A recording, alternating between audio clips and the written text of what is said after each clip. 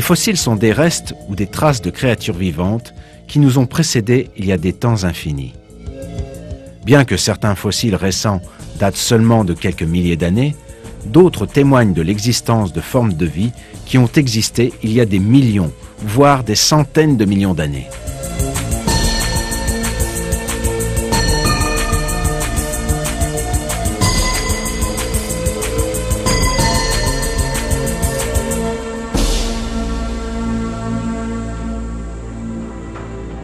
Les fossiles, qui ont été conservés pendant des centaines de millions d'années jusqu'à ce jour dans les strates terrestres, représentent une mine d'or en matière d'information sur les organismes qui ont vécu sur Terre depuis l'apparition de la vie. Ils fournissent des preuves concrètes sur les espèces et leur période d'existence.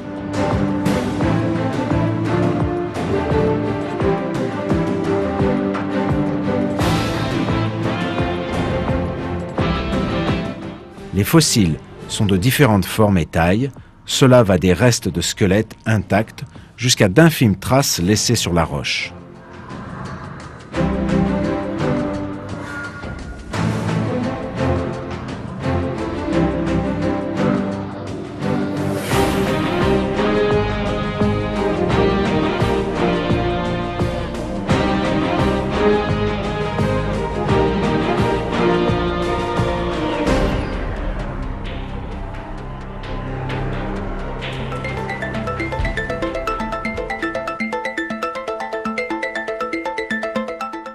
Pour que le fossile prenne forme, il est nécessaire que la structure d'une plante ou d'un animal récemment mort soit mise à l'abri de l'air et de son environnement, et aussitôt ensevelie par la terre, la boue ou le sable. Au cours des mois, des couches successives de terre se déposent là où les restes de l'organisme se trouvaient. Ces couches vont agir comme un voile protecteur qui préserve la matière organique contre les effets extérieurs de l'air, des bactéries et de l'usure du temps. De plus en plus de couches de boue et de sédiments se sont déposées, les unes au-dessus des autres.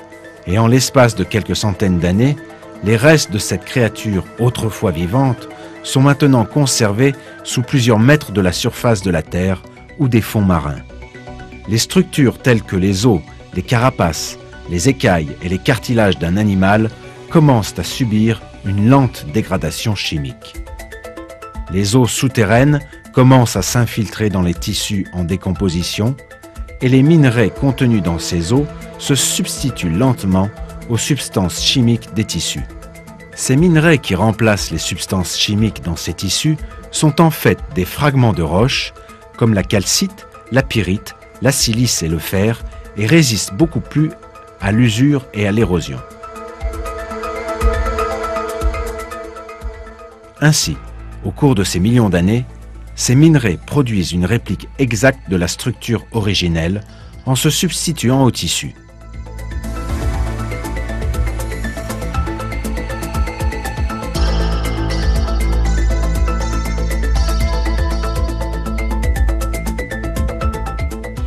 Le fossile conserve exactement la même taille et la même forme que l'organisme original, mais il est maintenant fait de roche.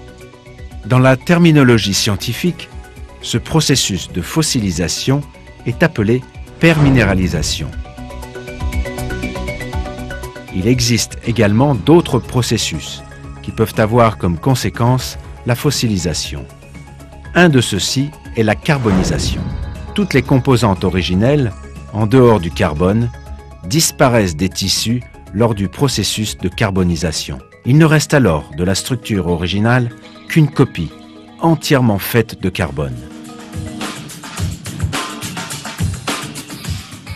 À ce jour, nous avons trouvé des millions de spécimens fossiles collectés à travers le monde, répertoriés dans les musées et chez les collectionneurs de différents pays.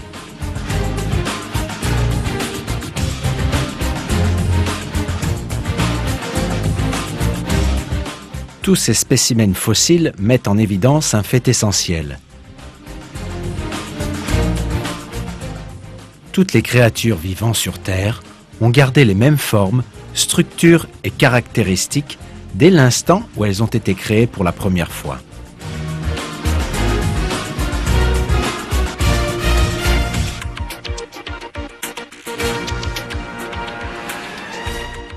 De nombreuses formes de vie, qui sont apparues à des périodes géologiques même très éloignées, ont gardé leurs caractéristiques jusqu'à ce jour, sans subir le moindre changement.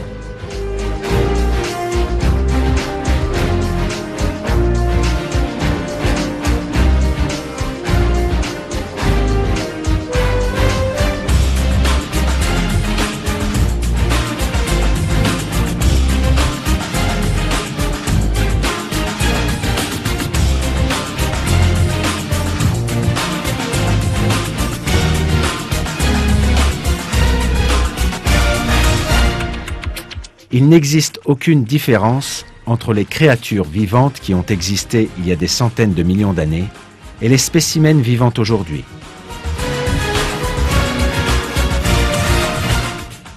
Par exemple, les sauterelles actuelles sont en tout point identiques aux sauterelles qui ont existé il y a 120 millions d'années. Les lézards actuels sont exactement identiques aux lézards datant d'il y a 242 millions d'années.